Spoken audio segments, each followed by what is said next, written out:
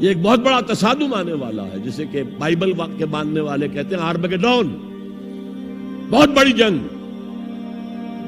اگر آپ کہیں ڈکشنری میں جا کر دیکھیں گے آرمگیڈون کے معنی تو لکھا ہوگا a very big war which will be fought between the forces of evil and good before the end of this world۔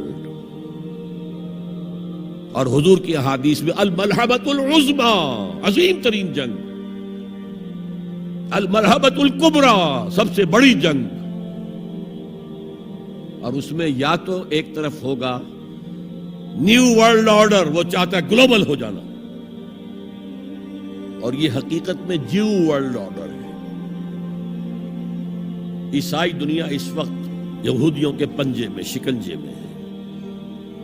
100 سال پہلے دیکھ آیا تھا وہ دیکھنے والا مرد درویش اقبال، 1905 میں گیا تھا انگلستان، جرمنی، 1908 تک رہا تھا۔ وہ دیکھ کر آیا تھا کہ فرنگ کی رگے جاں پنجے یہود میں ہے۔ آپ کو معلوم ہے جو ریئیکشن ہوا ہے بعد میں، جو کچھ ہٹلر نے کیا یہودیوں کے ساتھ، کہتے 60 لاکھ ہمارے مارے ہیں۔ کیوں؟ کہ انہیں احساس ہو گیا تھا انہوں نے اپنے شکنجے میں ہمیں کس لیا، لہذا اس نے انتقام لیا۔ بہرحال اب جو بھی ٹکراؤ ہونے والا وہ دو نظاموں کا ہوگا، جسے ہنٹنگٹن نے کہا ہے کلیش آف سیویلائزیشنز، تہذیبوں کا تصادم آئے گا، اور اس میں دوسری تہذیب ہماری یا ہمارا نظام اس وقت دنیا میں کہیں نہیں ہے، لیکن دشمن کو معلوم ہے۔ ابلیس کی مجلس شورا میں علامہ اقبال نے ابلیس کی ترجمانی کرتے ہوئے کہا ہے اگر کوئی خطر مجھ کو تو اس امت سے، ابلیس کہہ رہا ہے۔ پہلے اس میں آتا ہے ایک مشیر نے کہا جی جمہوریت کا دنیا میں بول بالا ہو رہا ہے، ہماری ابلیسی نظام تو ختم ہو جائے گا۔ اس نے کہا نہیں، ہم نے خود پہنایا ہے شاہی کو جمہوری لباس، ذرا آدم ہوا ہے خود شناس و خود نگر۔ تم نے کیا دیکھا نہیں مغرب کا جمہوری نظام، چہرہ روشن اندروں چنگیز سے تاریک تر۔ It's the dictatorship of the capitalist۔ دوسرے نے کہا مشیر نے اجی وہ ایک اور مصیبت کھڑی ہو گئی ہے، وہ کارل مارکس نے کیا کر دیا ہے، میرے آقا یہ جہاں زیر و زبر ہونے کو ہے، ہمارا ابلیسی نظام تو ختم ہو جائے گا۔ اس نے اس کو بھی رد کر دیا۔ کب ڈرا سکتے ہیں مجھ کو اشتراکی کوچہ گرد، یہ پریشان روزگار آشفتہ مغز آشفتہ ہو، کچھ نہیں کر سکتے۔ ہے اگر کوئی خطر مجھ کو تو اس امت سے، جس کی خاکستر میں ہے اب تک شرار آرزو، انگارے کے اوپر آ گئی ہے راکھ، اندر دہکتی ہوئی آگ ہے، جس کی خاکستر میں ہے اب تک شرار آرزو۔ خال خال اس قوم میں اب تک نظر آتے ہیں وہ، کرتے ہیں اشک سحر گاہی سے جو ظالم وضو۔ لیکن پھر کہتا ہے وہی ابلیس، جانتا ہوں میں یہ امت حامل قرآن نہیں۔ دیکھیے کت قدر صحیح عکاسی ہے۔ مجدد وقت بھی کہہ رہا ہے ہم نے قرآن کو ترک کر دیا، اور مفکر امت کہہ رہا ہے کہ ہم نے قرآن کو ترک کر دیا، اور تم خار ہوئے تارک قرآن ہو کر۔ دونوں کی رائے متفق گردید رائے بو علی بارائے من، دونوں کی رائے مل گئی۔ بہرحال ابلیس کہتا ہے جانتا ہوں میں یہ امت حامل قرآن نہیں، ہے وہی سرمایہ داری بندے مومن کا دین۔ جانتا ہوں میں کہ مشرق کی اندھیری رات میں بے ید بیضا ہے پیران حرم کی آستین، ان کی آستینوں کے اندر وہ ید بیضا والا ہاتھ نہیں ہے۔ عصر حاضر کے تقاضاؤں سے ہے لیکن یہ خوف، ہو نہ جائے آشکارا شرع پیغمبر کہیں۔ یہ تو تاریخ ادھر جا رہی ہے، اب نیا سنتھیسس کیا ہوگا؟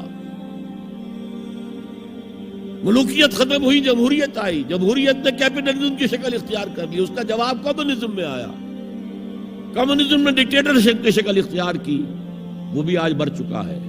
اور فوکویاما جو ہے بغلیں بجا رہا ہے کہ معلوم ہو گیا کہ ہمارے نظام سے بہتر کوئی نظام نہیں، دیکھو وہ پڑا ہوا ہے مرا ہوا مردہ USSR کا اور کمیونزم کا۔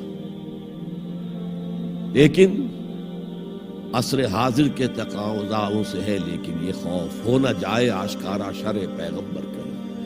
الحذر آئین پیغمبر سے 100 بار الحذر، حافظ ناموس زن مرد آزما مرد آفری، موت کا پیغام ہر نوع غلامی کے لیے، نہ کوئی فغفور و خاقاں، نہ گدائے رہنشی، کرتا ہے دولت کو ہر آلودگی سے پاک و صاف، منعموں کو مال و دولت کا بناتا ہے امین۔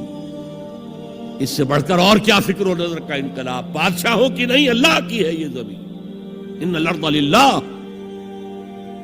یہ نظام دبا ہوا ہے، راہ کے اندر چھپا ہوا ہے، لیکن وہ خوب جانتے ہیں کہ ان کے اندر وہ جذبہ ہے، اگرچہ ابھی وہ جذبہ بھٹک رہا ہے، صحیح رخ پر نہیں پڑ رہا، کہیں اس نے دہشت گردی کی شکل اختیار کر لی جو کاؤنٹر پروڈکٹیو ہے۔ فائدہ کیا؟ ایک ہاتھی کو آپ ایک سوئی چبو دیں، اسے پتہ بھی نہیں چلے گا کہ میرے جسم میں کوئی سوئی گئی۔ امریکہ ہاتھی ہے اور نشے میں دھت ہاتھی ہے، جس نے نہ یونائٹڈ نیشنز کی پرواہ کی، نہ ورلڈ کی رائے عامہ کی پرواہ کی، نہ اپنے جو یورپین الائز ہیں ان کی پرواہ کی، کسی کی پرواہ نہیں کی۔ We shall go it alone، جسے جہاں آنا ہو آ جائے ورنہ نہیں، نشے میں دھت ہے۔ لیکن جب USSR کا خاتمہ ہوا اور ادھر جو ہے نیٹو کو اثر نو منظم کرنے لگے، ایکسپینشن ہو رہی ہے، تو کسی نے پوچھا اس وقت کے نیٹو چیف سے کہ اب آپ کا جو دشمن تھا وہ تو ختم ہو گیا، وہ تو تمہارے قدموں میں پڑا ہوا ہے، تمہارے قرضے لے کر تو بمشکل وہ روٹی کھا رہا، کیا ضرورت ہے اب نیٹو کی اور یہ سارا؟ ان کا ہمیں مسلم فنڈامنٹلزم سے خدشہ ہے، ڈر ہے، یہ ساری تیاری اس کے لیے ہو رہی ہے۔ ایک بہت بڑا تصادم ہوگا جس کے لیے کمر کسنے کی ضرورت ہے، لیکن اس میں یہ ہے کہ جو کمزوری ہماری ہے، ہم میتھڈولوجی آف دی پروفٹ صلی اللہ علیہ وسلم کو نہیں سمجھ پا رہے۔ یہ کام ایک دفعہ ہونا ہے، دوبارہ ہوگا اسی طریقے سے جس طریقے سے حضور نے برپا کیا۔ آپ زمانے سے بورو کر کے، کمیونسٹوں سے ان کا طریقہ کار مانگ کر، یا یہ انتخابات کے ذریعے اسلام نہیں آ سکتا۔ وہ آئے گا through the revolutionary process to be derived from the سیرہ of محمد صلی اللہ علیہ وسلم۔ بہرحال اس کے لیے کمر کسیں، اتباع رسول جو ہے، دل میں ارادہ تو ابھی سے باندھیں کہ ہمیں کرنا ہے، اللہ تعالی ہمیں اس کی توفیق عطا فرمائے۔ تو حب رسول کا تقاضا اتباع رسول، اور اتباع رسول کیا؟ حضور نے اپنی زندگی کھپائی کس کام کے لیے؟ دین کی دعوت و تبلیغ اور دین کو قائم کرنے کی جد و جہد۔ اللہ تعالی ہمیں اس کے لیے اپنا عزم مصمم کرنے کی توفیق عطا فرمائے۔